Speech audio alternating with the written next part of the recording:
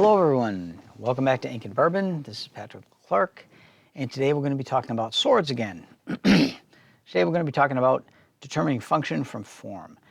So we're going to look at 3 different historical swords and show you some hints that when you look at a sword will tell you pretty much how it was used.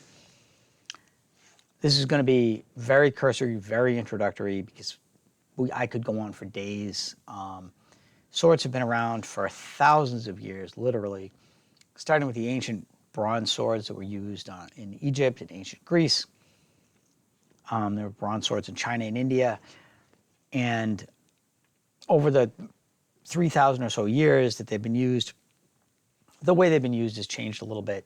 Intent has changed. And we're not going to go into that. We're going to scratch the surface. I'm going to show you 3 different historical swords with 3 very different blades, and we're going to talk about how they were used, why they were different, why each one is better for a certain purpose.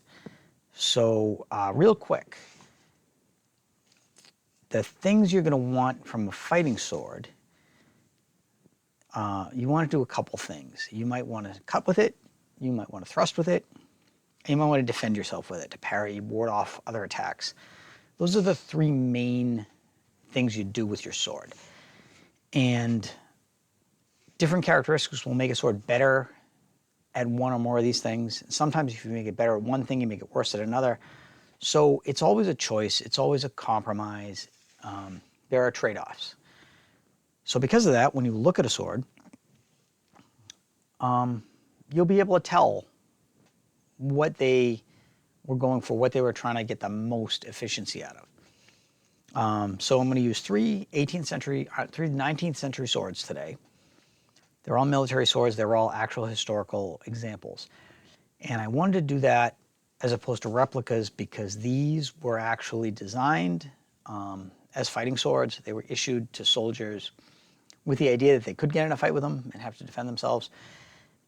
And replicas are always a little dicey because they're not necessarily accurate, and it might give you the wrong idea. If you've seen a replica saber that doesn't have the balance of a real saber, it might suggest it was used in a different way. So we're going to go with 3 different historical 19th century military swords and talk to you a little bit about how they were used and how you can tell how they were used. So our first one, this is a model of 1810 United States saber. And this, we can tell, this is a cutting sword.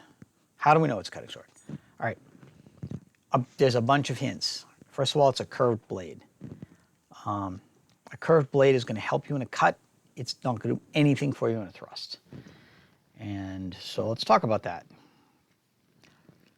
2 things a curve does. If I swing a curved blade, the shape of it is going to, as it moves through the air, it's going to straighten itself into a cut. The edge is going to line up with your direction of swing. It's less likely to turn slightly in the hand. Now, if you hit something with the edge and it turns, it's likely to skip off, not cut in as deeply. So a curved sword helps with that. Helps line up your edge, so you'll strike with the important part of the weapon. That's the first thing. The second thing, with a pronounced curve like this, if you hit with the sweet spot of the weapon, which is out here, as you hit, the natural motion of your swing will draw that edge across your target. So it's not just a chop where you're slamming the blade into the target, you're actually drawing it across, which will give a better cut for the same amount of force. And it'll cut more easily, it'll cut better, and it'll just be more effective for the same amount of momentum and force that you put into the blade.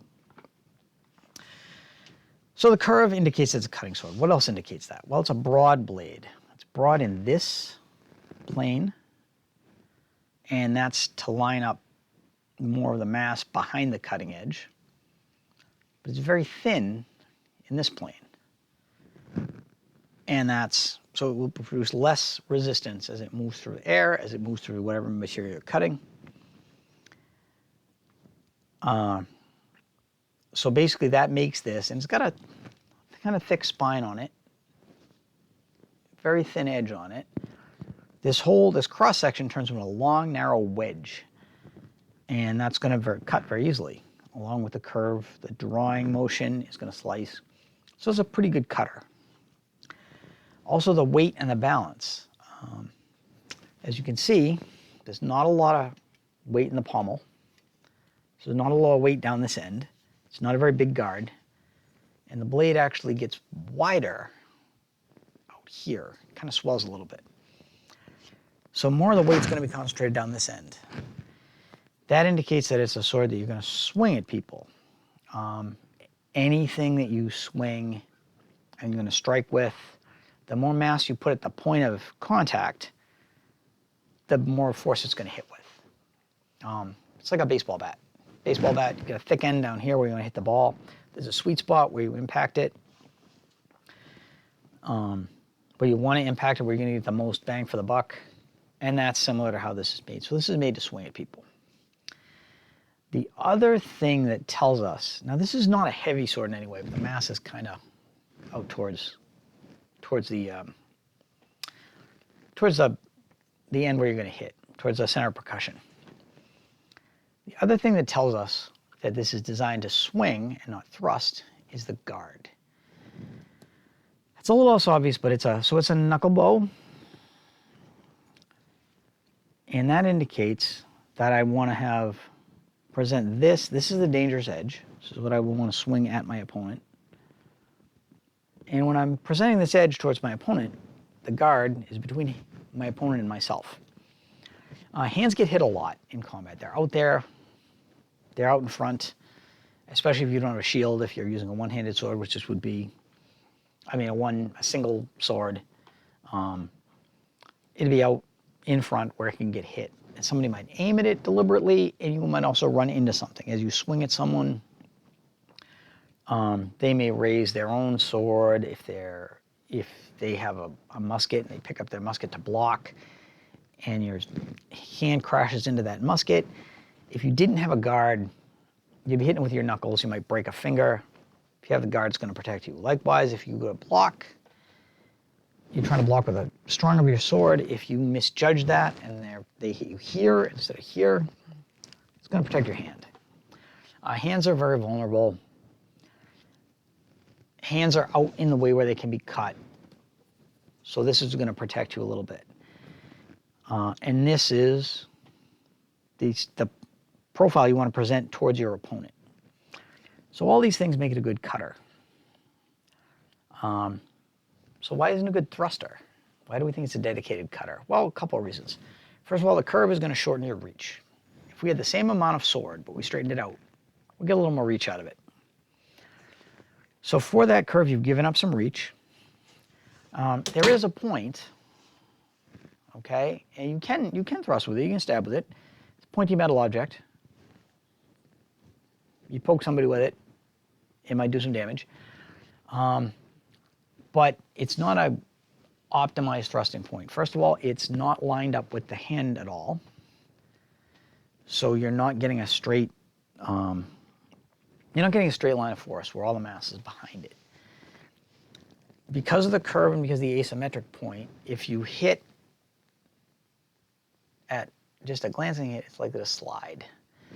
And that'll cut a little bit, but it won't push into something. It's likely to slide away. Also, we talked about how thin this profile is. That thinness means this is going to be flexible. So if you stab and you hit something, it's possible it's going to flex instead of pushing through. Again, this is a early 19th century sword. This type of sword was used from the late 17th century into the late 17th through the 18th into the 19th century. Armor is not really a factor at this point, but heavy clothing is. Military jackets are generally heavy wool. Your opponent might be wearing a blanket roll. They might have equipment belts. There's a lot of things you could hit that'll provide some resistance. And if this hits something a little stiff, the blade might bend and not penetrate. So it's not a perfect thruster. You can thrust with it, but it's designed to cut. It's really designed to cut well. If we talk about the guard again, if you present the edge towards your opponent, the guard's protecting you. If I present the point towards my opponent, it's really not. There's nothing to defend my hand. If I'm thrusting, there's nothing to protect my hand. So they've compromised on its ability to thrust while giving it an ability to cut. As far as defending yourself, you can parry and block pretty well with it. It's light. Because the weight's out front, once you swing it, it's going to want to keep swinging. So a lot of the manual, the way they trained, you'd parry, you go right into a cut. You miss the cut, you come around, you go into a parry. So this is a momentum. Once you get momentum going with this weapon, you keep it moving. And it works very well for that. So it's a cutter, it's a slasher. That's what it's for. So the other end of the spectrum of military swords. This is an 1872 French officer sword. And it's a medical officer sword, and I can tell it's a medical officer sword because it's got a caduceus on it, which is really kind of cool. But this blade was used on officer swords in general, and this is a fairly common blade on officer swords through 18th and 19th century. It's basically a small sword blade. It's very thin. It's longer than the saber blade. It's considerably longer. So you've got more reach. It's narrower. It's got a much more acute point. And the cross-section of this blade, it's stiffer, and so it doesn't bend as much. And it's got two edges. The saber only had one, so we've got an edge and an edge. So this has two edges, but it's not really a cutting sword. So why do we have two edges? We have two edges to thrust better. Let me explain that. So if you're stabbing someone with a heavy wool uniform coat, blanket roll, equipment belt, that fine needle-like point is going to penetrate, and then as you push the sword forward, first of all, it's very narrow, so it's not going to create a lot of friction as it goes through. But the cutting edge on the top and the cutting edge on the bottom is going to cut that material, widen that hole and let more of this blade through. It's going to let it penetrate better. So up here, you've got the edge. Down here, this blade's very thick, and it doesn't really have an edge at all down here. And the reason for that is it's made to parry. So you're going to block with this. You're not going to chip your edge. It's going to be sturdier. You're never going to cut with the bottom of this blade. You could, if you swing it, you could maybe cut a little bit with the tip of it. It's not going to cut well. It wouldn't cut through a jacket. You might carve a Z in somebody's face if you're Zorro, all right? If you're doing that. And the weight of it is also very advantageous for thrusting, because this balance is all down by the hilt. It's got a bigger, heftier hilt than the saber. It's got more brass. It's got less blade up here, so it's going to start with less mass behind the cut, but the mass is going to be more down here, which means it's really easy for me to move. It's really accurate for me to use the point, put the point where I want it. So it's a really good thruster. It's nimble. I can parry attacks. And we talked about the guard. It's still got a knuckle bow. So if somebody does cut at me and I parry, this is pretty strong enough to parry, and this will catch a blade if I block out here. But also if I put my point towards you, I've got all this brass to defend my hand, whereas the saber really didn't. So if I point this towards my opponent, I'm showing a lot of defense. So this was designed to be used forward, aiming at my opponent. I can use the block, I can thrust. But I can't cut very well.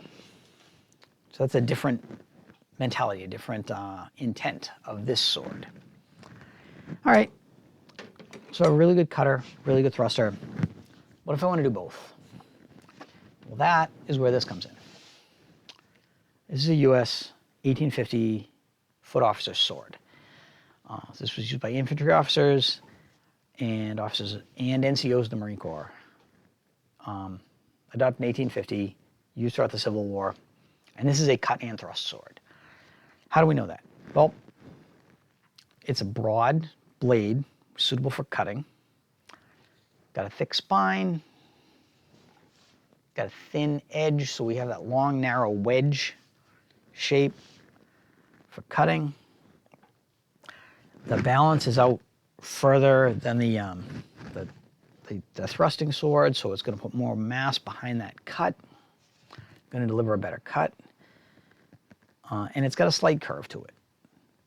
Not a dramatic curve like the saber, so it's not going to give you that slicing motion, but it is going to help line that edge up if you swing it. So if you swing it, you should hit with the edge pretty square on. It's a broad blade, fairly heavy, a lot of momentum behind that. It'll cut pretty well. But it's got a spear point. It's got both edges. The front edge will be sharpened, the back edge will be sharpened along to here. So it would do that same thing where the point would go in, top and bottom edge would cut, allowing it to push its way in better. So it's a better thruster than the saber. It's a better cutter than the 1870 officer sword. But it's a compromise. It's a worse thruster than the 1870 officer sword because the weight's further out, so it's not going to be as nimble in the hand. It's a worse cutter than the saber because it doesn't have that curve where you get that drawing motion. So this does everything pretty well. The saber cuts really well and is a mediocre thruster. The officer sword thrusts really well and is a poor cutter. This is pretty good at everything. And again, we'll talk about the guard. We have the knuckle bow, parry width, and we have a reasonable amount of guard. If I'm presenting my point towards you, I have a reasonable amount of guard that's protecting my hand.